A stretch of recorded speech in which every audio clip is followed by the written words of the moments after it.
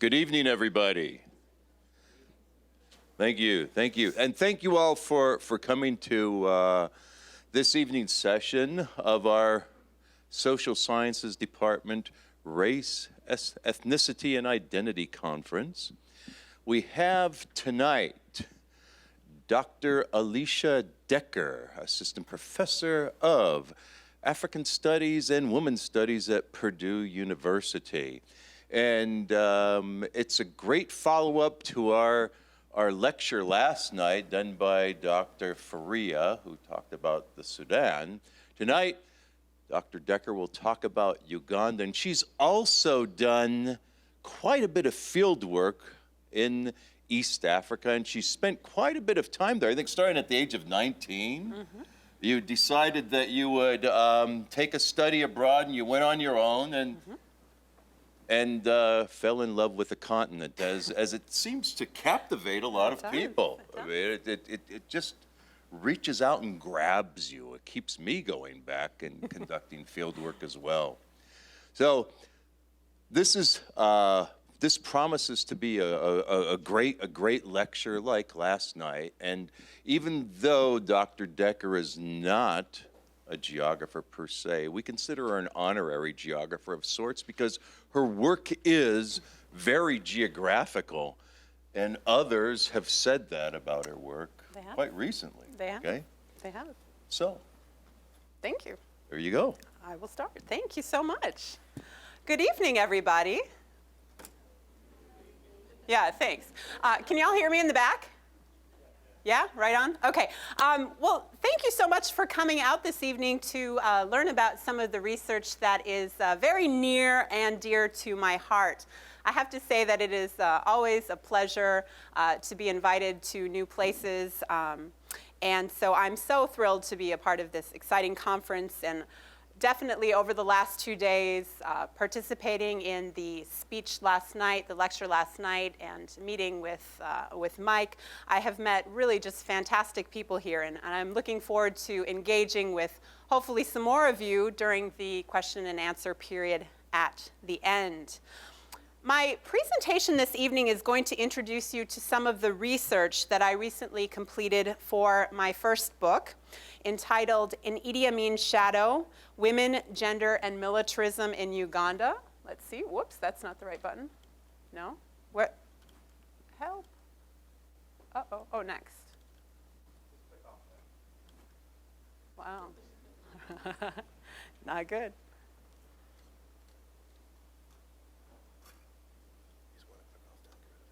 Got it. Okay, so how do I, just like this? Hit the space bar if you want. Got it. Okay. So this is, thank you. This is, my first book is going to be coming out in the next couple months, and we're still working on the cover, but we're imagining that this is actually going to be the cover image for the book that will be coming out shortly, In Idi Amin's Shadow: Women, Gender, and Militarism, later this summer. So after I provide you with a brief overview of some of my book's major arguments, I will be discussing one of my favorite chapters in greater depth, so that you can get a better understanding of some of the complexities of military rule, as well as the strategies that I have utilized to better understand them. And according to Mike, I am doing that from a geographical lens. So you all can be the judge of that and let me know how I'm doing with that.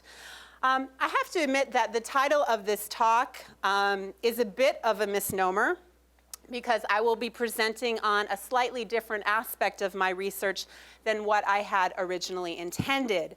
Instead of focusing on the ways in which ethnicity, gender, and religion shaped memory in Uganda, I'm going to be discussing a very different type of memory struggle, one that involved a very heated debate involving miniskirts and immorality and the construction of national identity. So those of you who had an opportunity to see Dr. Faria's talk last night will see some interesting parallels with the work that I'm going to be presenting tonight in terms of how women's bodies are used in terms of constructing national identity. I'm just going to be doing it from more of a historical angle than she did. Now, before I move on to that story, I'd like to share a quote from a woman named Namuli Kasozi, a 60-year-old market vendor that I met on the outskirts of Kampala in early 2005. And for those of you who don't know, Kampala is the capital city, or the major city, at least in the country of Uganda, where I do my work. Now, this robust, spirited Ugandan woman, one of very many that I interviewed during the very difficult years of the dictatorship, told me something quite surprising. During Amin's time, she said, there were not many problems, apart from our people disappearing and being killed. Amin served as president of Uganda from January 1971 until April of 1979. He fashioned himself as the father of the nation and was known by the international press as Big Daddy. While many people have experienced his rule as a time of terror, Namuli, this woman I met, suggests that there was relative quiet for those who were living in the shadow of the many reported kidnappings and disappearances and killings. Namuli insisted to me, quote, I was not a person who used to move a lot because that regime affected so much people who could move from one place to another place or from one bar to another bar. But for me, I was not one of those people, end quote. This brief statement, which echoes many that I recorded of women living throughout this period, reveals a great deal about Amin's military dictatorship and how some women experienced his rule. While Namuli acknowledges that she acknowledges the violence that is commonly associated with his regime, she insists that this violence did not have a major impact on her life because she was not one of those people. She carefully sets herself apart from those who moved from what she would call one bar to another bar, thus implying that such people were morally debased, and perhaps they even got what was coming to them. The fact that she says there were not so many problems apart from our people disappearing and being killed also suggests that her life had some degree of normalcy despite the violence. This tells us something very, very different than what the scholarly and popular literature would suggest. Namely, that people managed to survive the chaos, and sometimes, as I argue throughout my book, they were even able to thrive. The voices of ordinary women reveal a great deal about the ways in which age, religion, ethnicity, and social class, among other factors, mediated women's experiences. Many of those who were disappeared by the state were men. The women left behind then had to serve in multiple social roles in the shadows of the violence. Their voices, these women's voices, suggest that Amin's militarism, his efforts to seize power and reinforce power through military means, was deeply gendered. Men fought in his armed forces, they protected the state, and in many cases, they raped women. Really painful, violent, difficult things happened to women during this military dictatorship, but they were not mere victims of militarism. They continued to live their lives heroically and represent the other side of military rule. Was Amin their father too, this Big Daddy, father of the nation? What types of social, historical, and political spaces did these women carve out for themselves? In an effort to find an answer to these types of questions, my book examines women's complex and sometimes paradoxical relationship to Amin's military state. I argue that the violence of his regime resulted in opportunities as well as challenges for women, which varied according to one's relationship to the military state. Some women assumed positions of great political power or taught themselves how to become successful business entrepreneurs, while others experienced the trauma of watching their brothers, their husbands, their sons disappeared by the state security forces. or they lived through violent sexual assaults. In most cases, however, women had a very mixed relationship to the military state, one that was complicated and uneven. While many of the women that I interviewed appreciated the policies that Amin put in place, some of the women that I'm going to be presenting to you tonight, they also feared and resented the violence of militarism.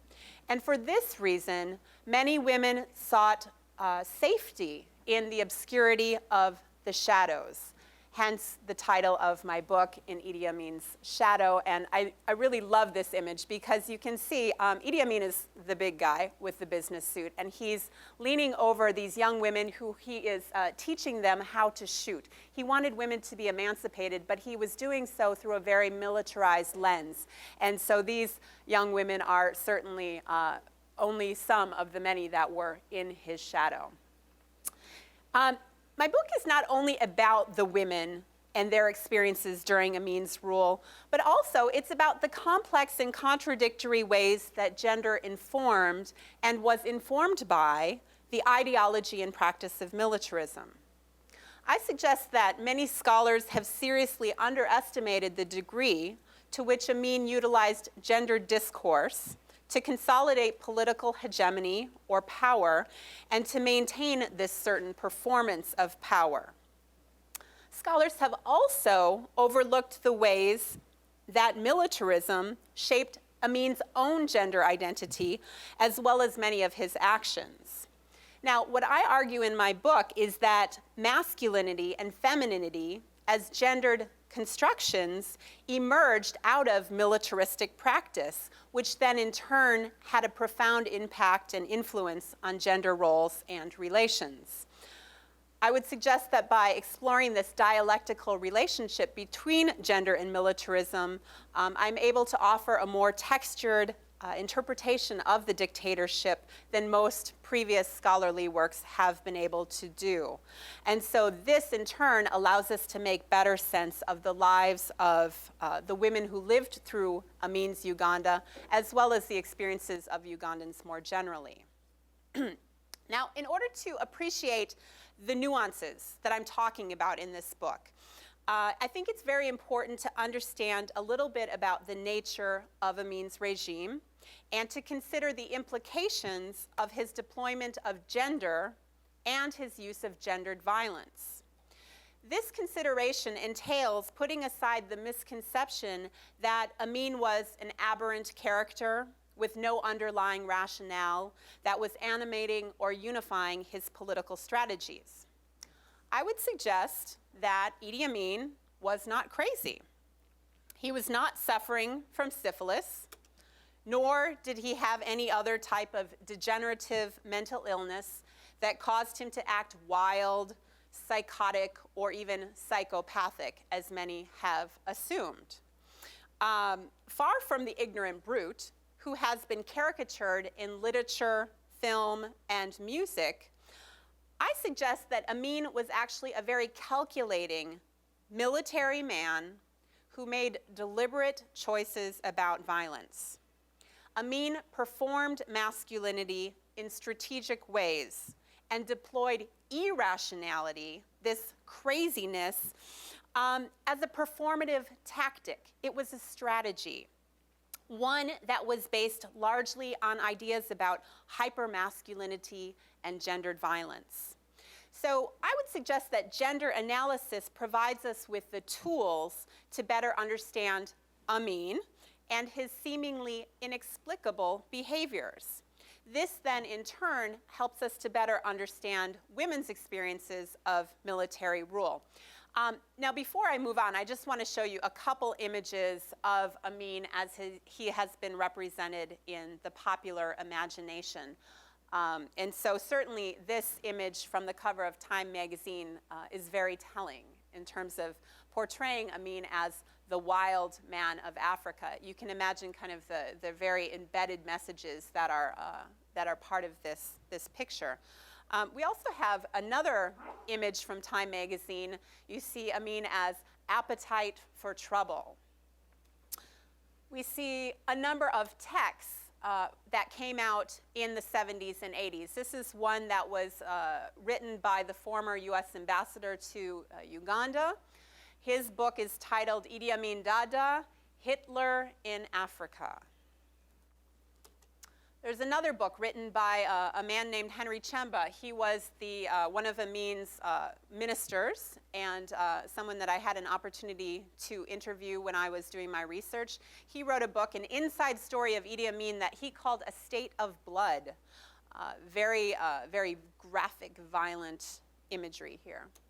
We have another book, Lust to Kill, The Rise and Fall of Idi Amin, the full story.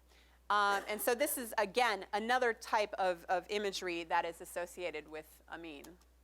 And then finally, this is a newer text that I have not yet had an opportunity to read, but you'll notice the subtitle of the book is Idi Amin's Monster Regime. And so I'm showing you these images because I think it's really important to pay attention to the ways in which popular culture constructs and thinks about military dictators. And because Amin had very little formal education, somewhere between maybe a third and a fourth grade education, there's a lot of assumptions that he was simply an ignorant brute who didn't really have any rationale behind his actions. But what I'm trying to do is show that there was actually a great deal of strategy. And this strategy is very largely gendered, and gendered in ways that were influenced by the military.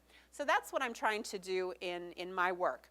Now, I don't want to spend too much time tonight talking about the actual making of Idi Amin, although this is, certainly something that I'm happy to discuss later during the question and answer period.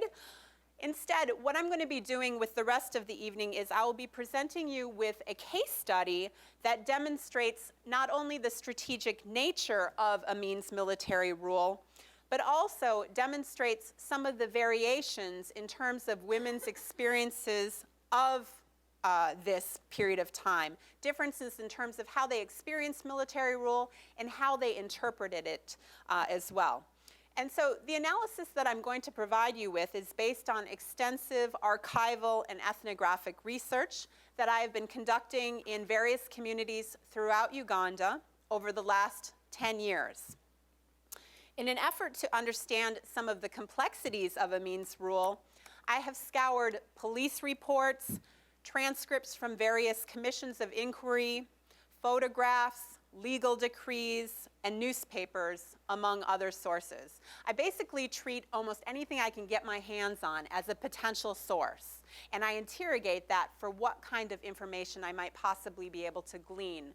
And so if we have time during the question and answer period, I'd be happy to talk more about some of the challenges of actually trying to study violence, particularly a military dictator that is so notorious. So I use all these different kinds of archival tools to understand Amin's rule, but it is really the heart of my work is in listening to women's voices. And although women were certainly important historical actors, I found it really surprising that they're virtually absent from the historical record. Popular and scholarly accounts literally do not mention women at all, unless they are mentioned in terms of, and women were raped, and women were killed. But no sustained analysis of what women's lives actually looked like during this 8.5-year period. I found it really striking that despite the abundance of literature about this man, Big Daddy, there is very little about women. In fact, there are 2 annotated bibliographies. These are books that are put together with references that list all of the articles and books that have ever been written about Amin. Hundreds and hundreds and hundreds of sources. And literally, women are completely absent from them. And so that's why I think what I'm doing is important, because I'm trying to show the ways that women's lives were actually an important part of this story. And not only allows us to understand women's lives, but also the complexities of the military dictatorship in Uganda at the time. It is through memory that I am able to bring women out of the shadows. By interviewing more than 100 Ugandan women from all different walks of life, as well as several dozen men, I have been able to reconstruct the experiences of those who have been left out of the historical record. Oftentimes, the memories that they share are partial, disjointed, or even inaccurate, but this does not render them useless. Instead, these elisions in memory, or their errors that they make, allow me to map out the ways that certain women experienced and remembered particular historical events. They help me to move away from what we might consider history as fact toward history as meaning. What did the past mean to you? So unlike most documentary evidence, I use memory to allow me to explore some of the subjective aspects of history, to investigate what it might have felt like to live through this tumultuous period of time. So I therefore read memory as an archive, not only of the past, but also of the present, right? As a rich cultural repository which reveals individual and collective truths. Now, it is through memory that memory figures very prominently in the case study that I will now share with you. The story I'm going to present to you begins in late May of 1972. How many of you were alive in May of 1972? Yeah, okay, a few of us. I was not alive yet.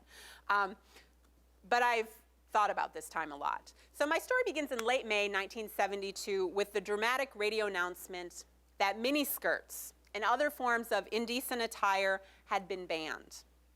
One of the women that I interviewed, Lydia Balamese, recalled feeling a sense of disbelief when she heard the news.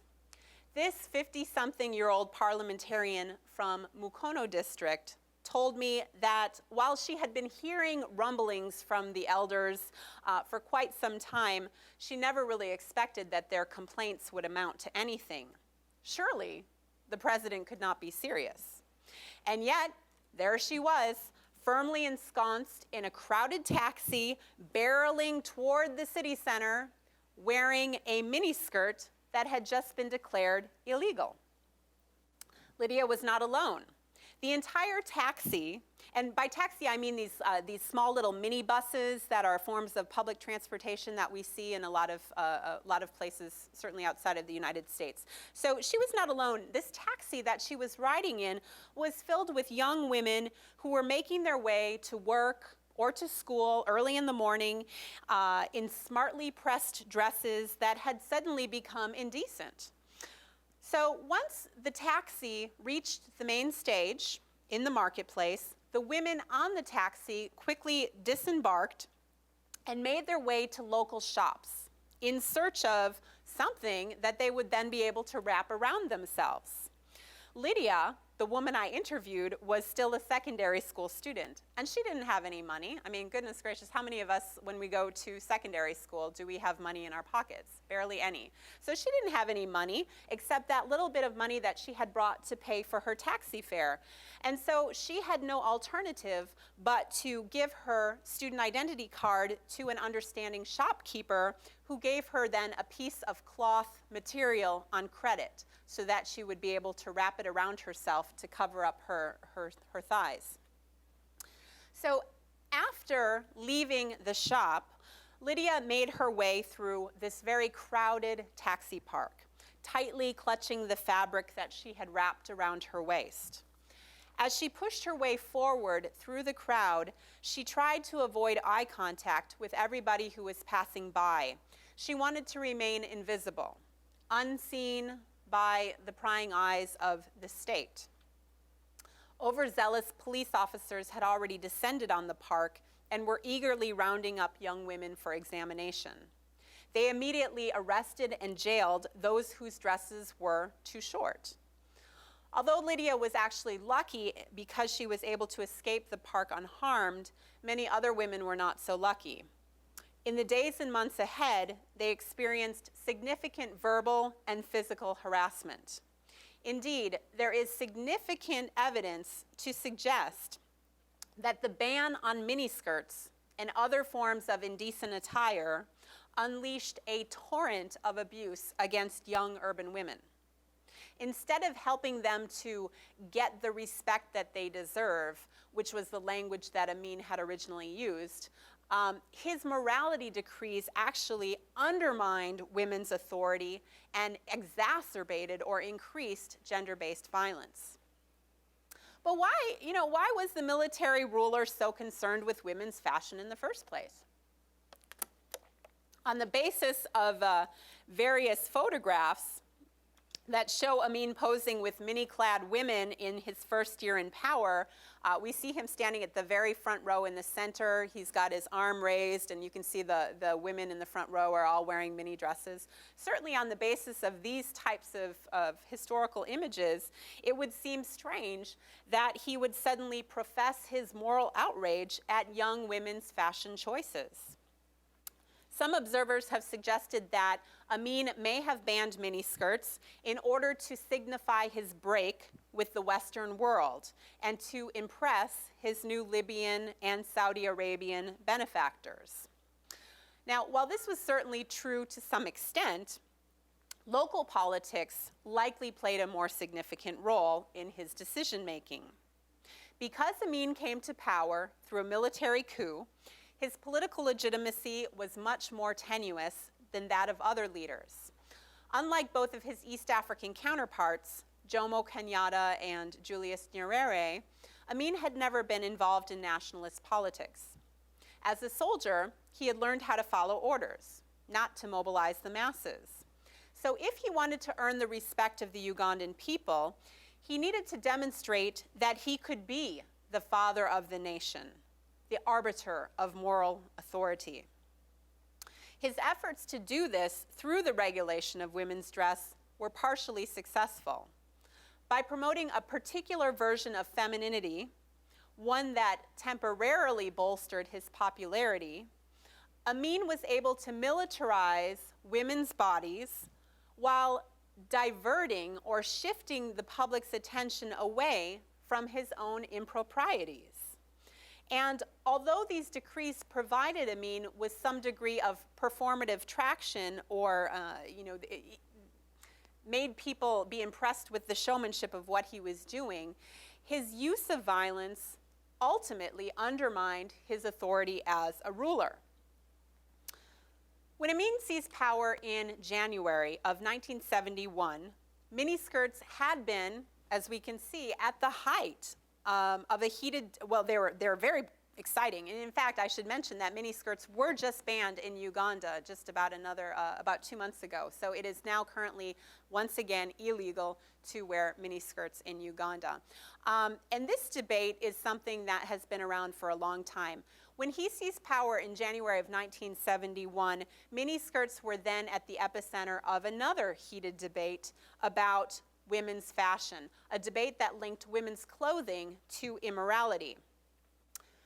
Through impassioned letters to the editor, various public citizens expressed their concern over the cultural decay that was associated with the mini dress. In one such letter, titled, "Minis Are Not For Us," a woman named Peace Nyenga voiced her position.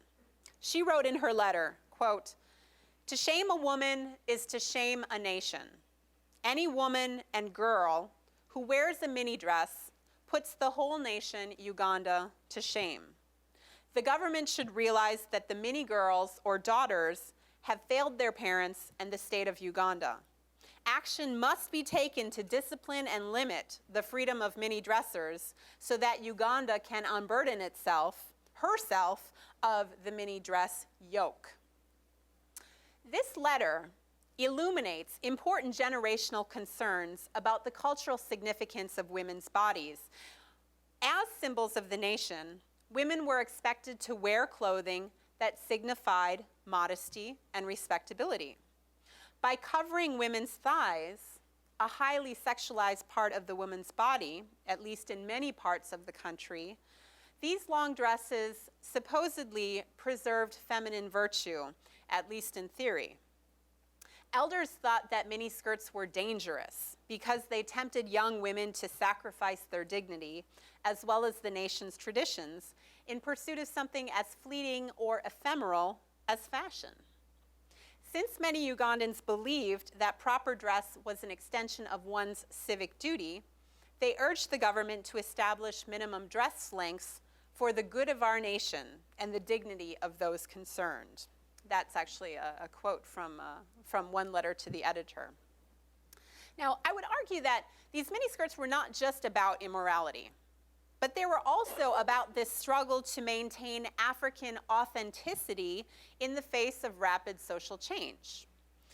Although many men embraced modernity, they still expected women to remain the bearers of tradition in order to preserve their culture. Because men saw women as symbols of the nation, they encouraged them to remain natural or authentic. This message came from the highest level of Amin's government. Following a state visit to the neighboring country of what at the time was called Zaire in late 1971, Uganda's foreign minister, Wanaume Kabedi, praised local Zairean women for their hospitality and their commitment to maintaining culture. He said, "Women in Zaire are well-dressed, and the question of minis and micro-minis does not exist. There is little makeup. This is one of the very few African countries which is proud of natural beauty." End quote. Wanaume Kabedi's words implied that Ugandan women were not natural or proud of their heritage, a premise which was undergirding much of the morality rhetoric at the time. The need to preserve culture was also an important theme in many of the letters to the editor. In one letter titled, "To All Ladies of 35 and Older," a woman named N.P. Jolly advised older women not to wear short skirts, wigs, or makeup. This, she said, would help the younger generation gradually, quote, realize that African culture should be restored, end quote. And notice there's this idea about a monolithic, singular African culture that is timeless and unchanging. This is the kind of cultural nationalist rhetoric that is being invoked in these kinds of letters.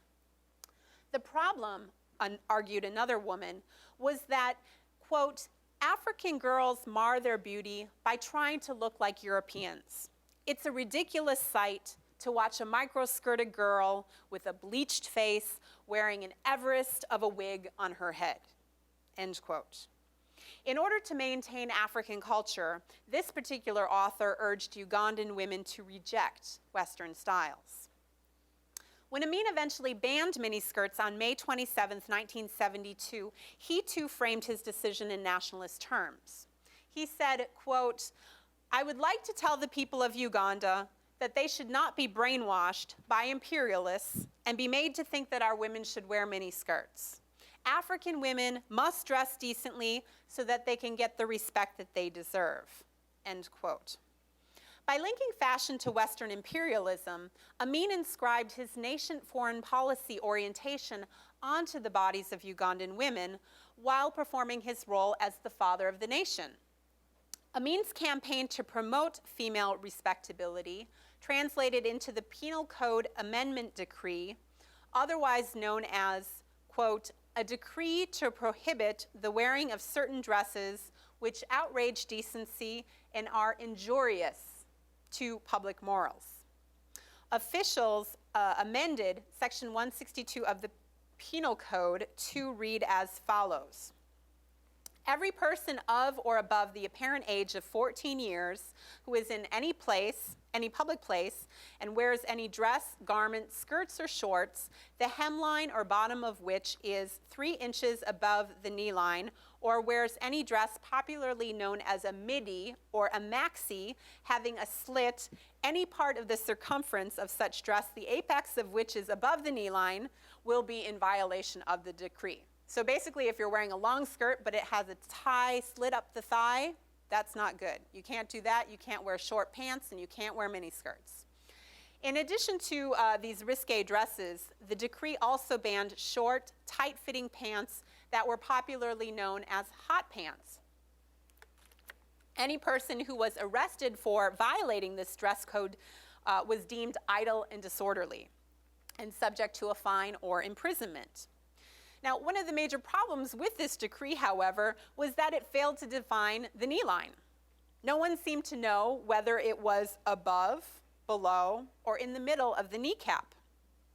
Due to mounting confusion over the knee line, Amin had to amend the decree in February of the following year, mandating that hemlines extend no more than 2 inches above the upper edge of the patella or kneecap. Other morality decrees shortly followed, which outlawed women's trousers, wigs, and skin lighteners. And if there's any time during the question and answer period, I'm happy to talk to you about some of these other types of embodied decrees that were regulating women's dress, many that I think reflect some of the conversations that we had yesterday with Dr. Faria. Amin's decision to ban so-called indecent dressing was a popular topic in the press, particularly among those who were known as the arbiters of morality and tradition. After the first ban went into effect, the National Parents Association penned a congratulatory message to the president, thanking him for his timely, drastic step to ban the miniskirts and others of the like, which have been increasing prostitution and armed robbery in our young generation in Uganda. A group of elders sent a similar letter expressing the same kind of sentiment. They wrote, quote, "The ban will maintain national culture and revive the former decent dressing and discipline among girls and women of our country. Miniskirts, hot pants, and V-split maxis were not only embarrassing to the general public, but were also a second form of armed robbery in Uganda." End quote. These letters illustrate an interesting tension between the young girls who wanted to follow the latest modern trends and the older generation who felt embarrassed by their fashion choices. Many elders perceived indecent dressing as a violent assault, a form of armed robbery upon their societal values, a veritable theft of cultural decency.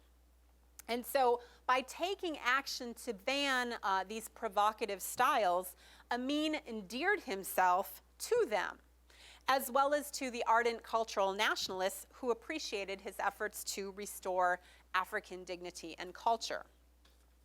Now, despite this tremendous euphoria surrounding the bans, some regarded Amin's measures with apprehension, as actually probably many of the young women living in Uganda today do as well. Young women expressed concern that unruly people would be taking the law into their own hands and molest women, whether they are wearing miniskirts or not. Parents also worried that their daughters would be victimized by hooligans, a fear that became a reality shortly after Amin announced the ban. Indeed, in the days and months ahead, numerous girls and women in the urban centers throughout the country experienced great violence at the hands of soldiers and vigilantes. It is unclear whether the escalation of violence was a direct result of the state's inability to enforce the bans or a reflection of male anxiety about urban women's sexualities in general. What is apparent from the police records, however, is that the law enforcement system was unable to stem the tide of dress code violations for a number of years. Less than 1 week after the decree banning miniskirts and hot pants went into effect, police arrested a young woman for, quote, physically conducting herself in a manner likely to cause a breach of the peace, end quote. The new law stipulated that hemlines and dress slits rise no more than 3 inches above the knee line. At first it was 3 inches and then it became 2 inches later. Anyone who was found in violation of the decree was deemed idle and disorderly and subject to 3 months imprisonment and or a fine of 200 shillings.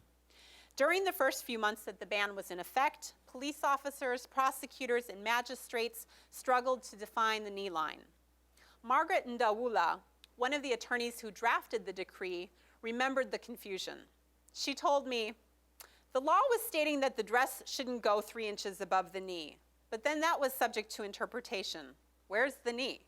So in that aspect, his police officers would just look at you and they suspect you were 3 inches above the knee, and then you were arrested. But what they would do, they would take you to the police and they would measure. But also, even that measuring was subject to interpretation. Where is the knee as far as the law is concerned? So sometimes they would measure it from below what would actually be the knee. It was a very funny situation. Ruth Masika, another prominent attorney, also participated in the drafting team. She said, "Of course I could not refuse, but I tried as much as possible to show the men how ridiculous the whole thing was." And she's referring to she could not refuse to be a part of this drafting team, right? But she's trying to show them it's absolutely bunk. No one, it seemed, could figure out what constituted the knee line. Because officials could not reach a consensus, they initially ended up releasing most of these young offenders with a warning or a nominal fine. As time went by, however, it became apparent that some women and a few men were testing the limits of the law, even after Amin amended the penal code to clarify the amorphous knee line. Frustrated by their blatant disregard for the law, magistrates or judges began issuing more severe penalties, which included higher fines and the confiscation of this illicit clothing. Prosecutors even pressed for mandatory jail sentences, although most judges were actually very reluctant to issue these harsh sentences given the tender age of most of the offenders. The war against sartorial indiscipline entered a new phase in early April of 1973. Kampala's chief magistrate, Francis Butagira, sentenced a female shopkeeper to 1 month in prison for violating the dress code, the first person to be remanded into jail without the option of paying a fine. In the weeks that followed, the state imprisoned a number of young women for being idle and disorderly. Despite the hope that jail time would somehow deter indecency, dress code violations continued. Part of the problem was that the magistrates did not issue these harsh sentences consistently. Of the 58 legal cases that I examined at the Central Police Station in Kampala in 2005, not one single person had received mandatory jail time. Instead, the courts insisted on giving defendants the option of paying a fine. Now, given that these particular arrests occurred between November of 1973 and August of 1974, this period of time after Butagira had introduced tougher prison sentencing, I found it really surprising that no one received such a sentence. Again, the issue may have been the tender age of the defendants. Most of those who were arrested were young women in their teens and early 20s. In fact, the oldest person who was arrested in the case files that I examined was a woman named Maria Chikazizi, and she was 27 years old and charged with wearing a maxi skirt with a high split. The police released her from jail after she paid a fine of 20 shillings. Since the decree actually mandated a fine of up to 200 shillings or 3 months in jail, her sentence amounted to little more than a slap on the wrist. So, who cares? These arrest reports that I discovered are actually really significant because they confirm that the police continued to arrest young women for miniskirt violations more than 2 years after the ban went into effect. This suggests either that women were ignorant of the law or that they were not afraid of the consequences. The police reports clearly reveal the laxity with which most magistrates treated such violations, despite the Chief Justice's move toward tougher sentencing. These police reports are also important because they make it possible to construct a demographic profile of the offenders.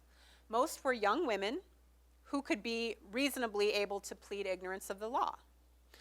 Only 9 of the 58 arrest reports that I examined involved boys or men. These are not boys that are wearing miniskirts, presumably, but likely wearing short shorts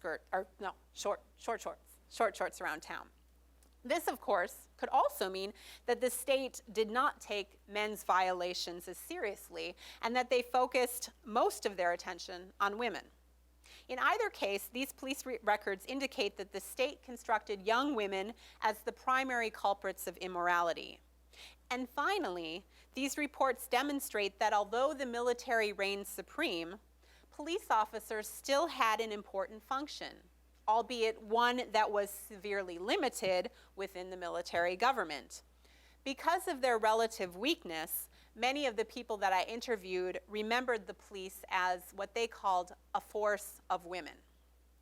And if there's time at the end, I'd be happy to, like I said, speak to some of the methodological challenges of doing research on violence in Uganda, which includes a very kind of precarious, funny little hunt for these actual police records that I'm referring to. It's really a miracle that I was able to uncover them at all. Now, various Ugandans that I interviewed confirmed this interesting pattern that I discovered in these arrest reports. Francis Kutosi, a former police prosecutor in Mbali district, agreed that the punishments were sometimes light. He explained that although most of the girls who were arrested pled guilty, quote, courts were sympathetic and hardly any of the ladies went to prison. Quote, the magistrates simply cautioned most of the girls because the magistrates were sympathetic to that kind of law. Now, when I asked Francis why the courts were so sympathetic to these young women, the former prosecutor suggested that it was because the crimes were not that serious. Because of the law, the police had to arrest the offenders. The magistrates, however, were under no obligation to mete out harsh penalties. Many, in fact, did not. In fact, Peter German Allen, a chief justice for a chief magistrate in Mbarara district, said that he actually refused to hear cases involving miniskirt violations because he thought the law was totally unnecessary and contrary to the Constitution. So there were different interpretations of how people dealt with the law. Another part of the problem was actually making the arrest stick. A guy named Sam Echaku, a retired assistant commissioner for police and the former director of the Criminal Investigation Division in the Uganda Police Force, said that it was very difficult to enforce the means morality laws because most of the offenders were cheeky young girls. He recalled that many young women would hike up their skirts or roll down the waistbands, to make the skirts shorter, so that they were wearing their minis out in public. And then when the police arrested them and brought them to court, they would quickly unroll their skirts and pull them down just to annoy, he said. So sometimes the girls would wait just until they got into court to lengthen their dresses. The officers would then look foolish and feel ashamed, as he said, for making a false arrest. Although these subtle acts of resistance were not likely meant as any grandiose political statements, they did serve to further undermine the waning authority of an already emasculated police force. So imagine these forces of women, they're considered, are really very embarrassed because they're looking like fools by these young girls. The inability or refusal of the police and the judiciary to halt dress code violations was a constant source of ire for Amin. Here was a powerful military leader, the self-proclaimed conqueror of the British Empire, and yet he could not prevent young women from flaunting their kneecaps in public. By late 1974, miniskirt violations had become so pervasive that according to Wilson Chichio, then the chief magistrate of Kampala, they were more prevalent than cases of theft. Whoops, miniskirts. Yes, more common than thieves. And yet, when I asked Ugandans about resistance to the regime, people repeatedly told me that one wouldn't dare. Given the precarious political environment, it would have been incredibly risky to ignore Amin's decrees. As Esther Sengendo, a 65-year-old retired teacher from the Kampala suburb of Kanyanya suggests, Amin's orders were absolute. She told me, say Amin said on the radio at 9 a.m. that there would be no wearing like this. Within 2 hours, they would come, it would be finished. You would see soldiers coming to arrest you and jail you. You had to obey it. And with him, what he says could not be questioned. When he alone was the commander, when he said it, it was finished. Historians Derek Peterson and Edgar Taylor argue that there was a peremptory quality to official discourse in Amin's Uganda, a taken-for-granted assumption that directives would be unthinkingly obeyed. Hasifa Nambozi, a 52-year-old petty trader from Bwaisi, confirmed this pattern. She said that, quote, with Amin, his things had order. He would issue an order at night during the 8 o'clock news. By the morning, the order would already be in place. He would say, "Tomorrow, I don't want to see anyone dressed in that dress," and that is how it used to be.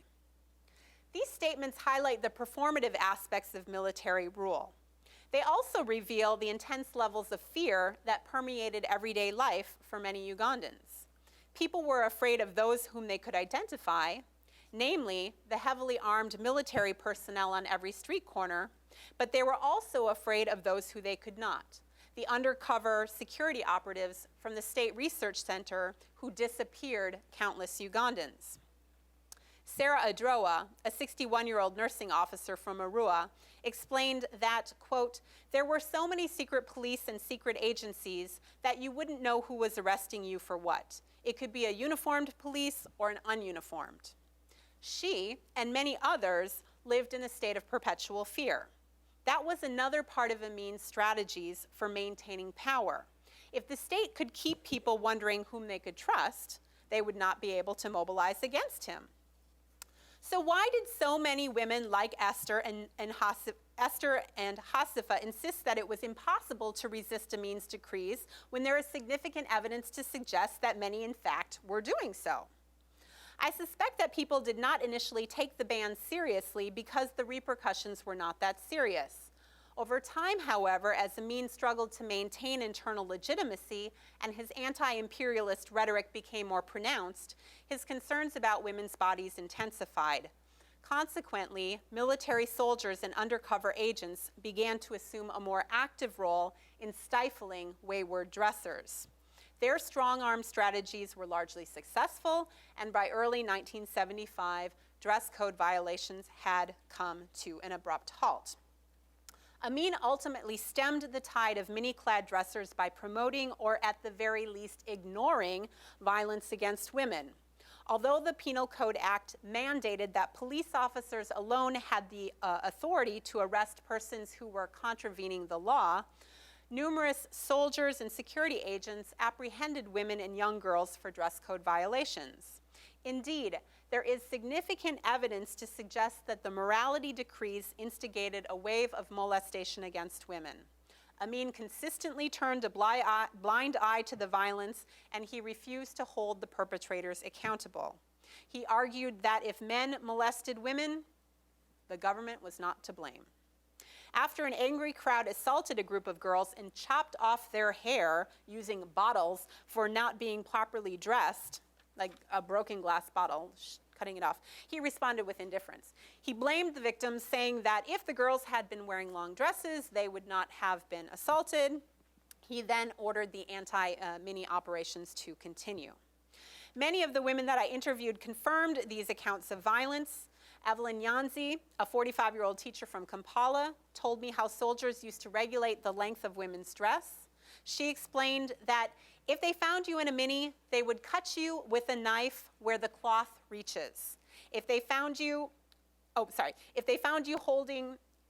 you found him holding a panga or a machete, he would cut you like this where the dress passes. So let's say my skirt was to here, they would actually take their machetes and they would cut you along the thighs to show where your skirt was. And so it was a very violent act.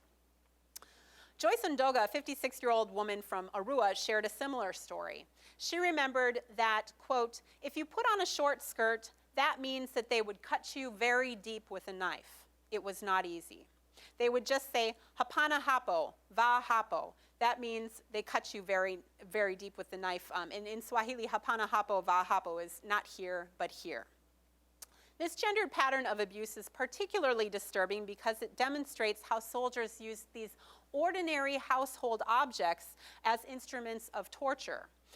So pervasive was this type of violence that people began calling Amin Chijambia, or the machete, because in the words of one woman, he would, quote, "invade you, take you, chop you, and murder you," end quote. Young women also risked assault by vigilante mobs policing women's dress. Numerous individuals told me that soldiers used to encourage crowds to strip women naked if they caught them wearing minis. The idea was that if a woman wanted to walk naked, the community would let her do so. Goretti Sali, a 59-year-old secretary from Bunamoya, explained that, quote, if you were moving in the taxi park and wearing a mini, they would pull you. They were wild and they would strip you, end quote. Frequently, these episodes escalated to rape. If some soldiers found you wearing minis, explained Mary Chomukama, a 49-year-old secretary from Lusanja, they would beat you or rape you forcefully. Even men helped the soldiers to undress women, beating them.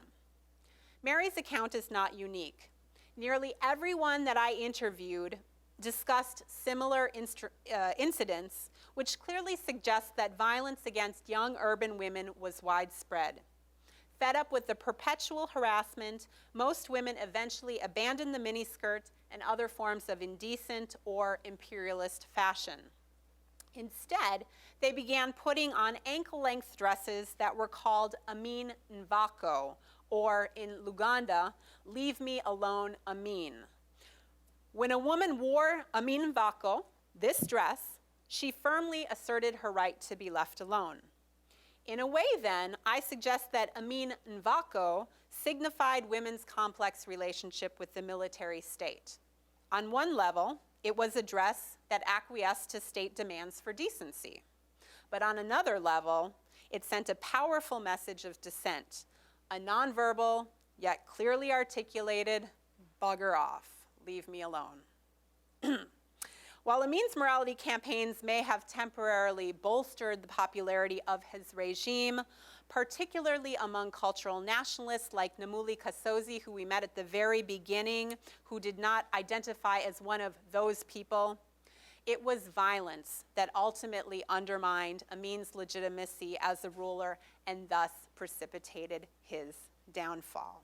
And so this is the story that I wanted to bring to you today. I wanted you to get a sense of how political violence is gendered in Amin's military state, and to give you a sense of some of the ways that I use interdisciplinary methods to investigate not only the violence, but what goes on beyond and behind the violence, to really pay attention to the strategic nature of military rule. Apparently, I am a closet geographer, and whether or not that's the case, I'm excited to learn more. But I'm happy to talk about any of these issues in greater detail and to hear your comments and your concerns or questions in the next period. Thank you.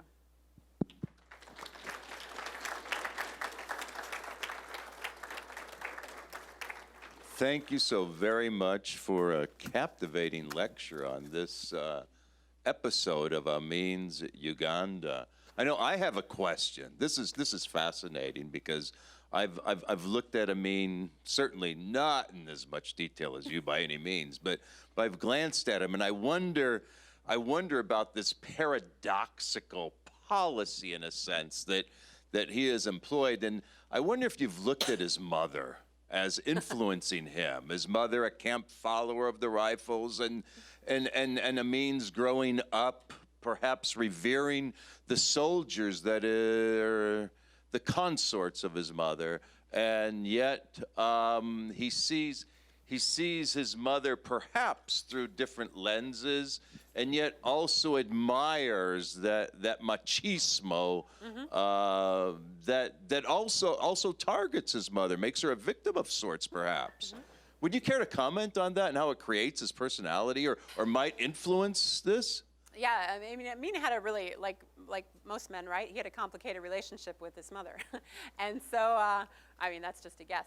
But certainly, his mother was an interesting character. She was also a traditional healer, and she moved around. She was a camp follower, and so she interacted with various men in different military circles. And so he had a very strange relationship with her at times. I think also with his father, frankly. He actually spent most of his life growing up with his auntie, and so he was raised in Kampala, largely with his auntie. But what I suggest is that it was primarily the military that had a really profound effect on his upbringing. Not only did he grow up in a militarized community among soldiers and people who worked in various security capacities. But then he joined the King's African Rifles at the age of 18 and worked through the ranks. So I think that certainly family ties had an influence, but I think it's this larger culture of militarism that was supported by him participating in the military, but also his family being involved as well. Certainly. But actually, I should mention Go ahead. that chapter 1 of my book, which is coming out just in a couple months, is all about the early years and the making of Amin and how his ideas about militarized masculinity were shaped not only by the actual military service, but by growing up in a militarized environment of northern Uganda and Kampala at various times. I look forward to reading that, and that's Ohio University Press, right? Ohio University Press. Excellent. Another question here. You mentioned that you argue the violence in Amin's regime resulted in opportunities and challenges for women. I wonder, what are the opportunities you refer to? That's great. Yes, and again, I didn't have a lot of opportunity in this this presentation to talk about it. But one of the chapters in my book talks about what I call an accidental liberation. In 1972, in August, Amin expelled the Asian community from Uganda in a very rash manner, gave the entire population 90 days to leave. And the Asian population had been the middlemen, the persons who had been running a lot of the shops for many years. And so the idea was that by expelling the Asian population, he would be able to then take those resources and then redistribute them to the local people. Now, what happened is that because of the violence and the killings in general that were going on in the early years of Amin's rule, well, actually throughout the entire period, a lot of men were the primary targets of the violence. And so many of them were either killed or they were forced into hiding or across borders or whatnot. And so it was women who often then inherited these shops that had been expropriated from the Asians. Also, other women learned because of shortages. There was an economic collapse after the expulsion of the Asians, and so there were a lot of shortages. So women often had to become smugglers and cross the border into Kenya and Congo, then Zaire for various kinds of commodities that then they could bring back into Uganda. So they did so out of necessity, but by doing so, they realized that they had business acumen that they never realized. And so some of these women actually were able to amass tremendous wealth. And so we see the development of this new social class that were called the mafuta mengi, which in Swahili means much fat, or people who eat in the oil. And so there's this new kind of interesting social class that is about sometimes conspicuous consumption, but then other women use this newfound wealth to develop their families. And so that's one of the opportunities that came along with the violence. It came out of a very horrific experience, but it provided unexpected returns for women. So that's just one example. Another just brief example is that he promoted a lot of women into positions of power. So the very first minister of foreign, the very first woman that he promoted to a cabinet position became the Minister of Foreign Affairs. And so she had a lot of power. And there were a number of women who were elevated to high political positions, not necessarily, I would suggest, because he was a feminist, but because this is in the mid-70s and the UN Decade for Women, International Women's Year in 1975 is coming about. And so he was kind of building off of this larger momentum and saw that it could bring him social capital to empower women. And so those women actually got some interesting opportunities kind of by happenstance. So yeah, there you go. Right, we have another question back here. You speak in terms of killing. Amnesty International claims upwards of $500,000 or 500,000 people. Yeah. What percentage of those are women? And do you think perhaps that the disparity between the gender inequality is just a distraction for greater issues? Yeah, you know, that's a really excellent question. And those figures by Amnesty International are contentious, but they are definitely the ones that are the most widely cited. And I absolutely think that it's probably somewhere between 300,000 and 500,000 that were killed. In terms of, you know, the disappearances and the murders that took place, there was, Amin held a commission of inquiry in 1974 to investigate what he called this mysterious disappearance of people. He just couldn't figure out how people were disappearing. And so he set up a commission of inquiry to investigate it. And fortunately, because the U.S. Institute of Peace was able to recently upload the proceedings of this commission of inquiry, I was able to go through and actually figure out how many of the people who were testifying before this committee were women and how many of those who were disappeared or killed were actually women. And out of, I believe it was 345 cases that they investigated, only 2 or 3 involved women. So on the surface, it would appear that very, very few women were actually killed by the state. But in actual fact, that's a really problematic assumption, right? Because we actually don't know. In Latin America and Argentina, for instance, estimates suggest that about 30% of women who were disappeared, or 30% of those who were disappeared or murdered were women. And so it would not be unreasonable to assume that the numbers of those killed was similar. But women did have a little bit more flexibility in terms of being able to maneuver in dangerous spaces. And so women were the ones who would go to the prisons and knock on the doors and say, is my husband, is my son there? Because they were less likely to be abducted. Only marginally less likely, but they certainly had a little bit more degree of safety. And so So gender certainly plays a role in terms of how the killings took place, in terms of how people survived the dictatorship and investigated it. All right, thank you. One more question here. Hi. Hello. Would you mind maybe teasing out a little bit more for me the rapid decline in the resistance among women to the laws between, say, 74 and 75, as you pointed out? I'm wondering about multiple causes at that time, and I'm wondering about what is going on in international community, relationship between Uganda and the outside world. What influences these women prior to 74 to resist so heartily, and then what is going on in terms of the decline in their resistance from 74 to 75? Is there a relationship to Europe, to the United States, media? What all is going on that you probably didn't get a chance to tease out in 45 minutes? Yeah. No. Well, good question.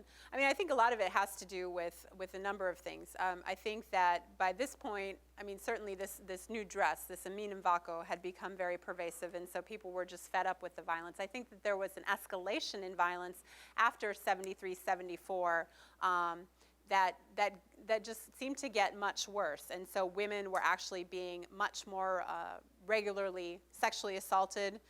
Vigilante mobs, and so it just became more of a risk, I think. And so I don't know that they weren't, you know, it's interesting because at the same time that their resistance to the miniskirts was declining, they were acquiescing to the demands of the state. There's also this interesting momentum that's building around 1975 as International Women's Year, and this kind of excitement surrounding what women's liberation is going to mean for Ugandan women. And so there's all kinds of fashion designers that were creating these new Amin Mvako fashions to celebrate the liberation and independence of Ugandan women. But it's actually really just, it's a complicated acquiescence, really, because they're doing it because the threat of violence is really escalating. And I think, frankly, that the women that I interviewed were just really scared at one point. You know, at first, the first few years, there wasn't a lot of negative repercussions. I mean, 25 shillings slap on the wrist is nothing. And so I met people who said they would carry the money in their pockets. And so if the police picked them up, they just pay the bribe. Or, you know, they'd go to court and unroll their skirts and then say, you know, screw you, and really make fools of the police officers. But as the backlash became more violent by the security forces, and as the security state became increasingly militarized, more and more different types of organizations were being established throughout the regime. There were more eyes on women, and it became just too dangerous. And so they just said, this isn't a battle we're going to fight.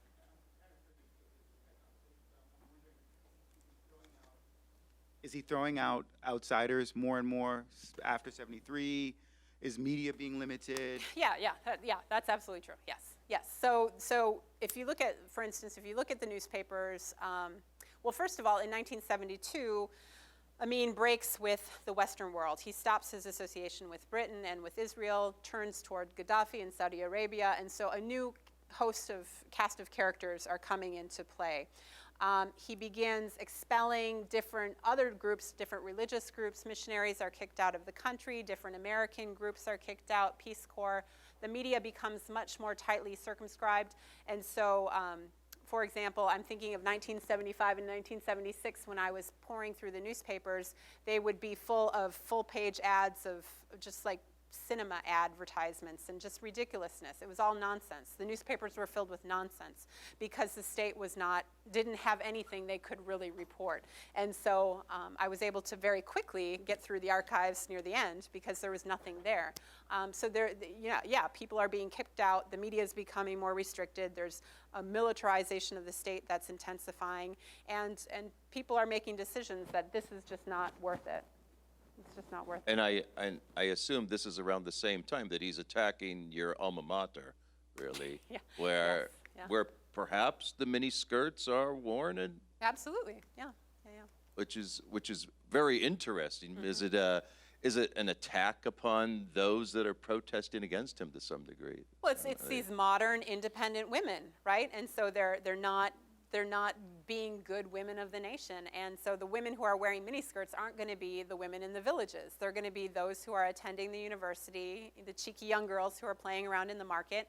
And so it's a very particular kind of hypersexualized woman or educated woman who is the target of assault, really. Very intriguing, very intriguing. I'm going to ask you all, if you have any more questions, please approach Dr. Decker after we give her a final round of applause. And thank you so much. Thank you. Thank you.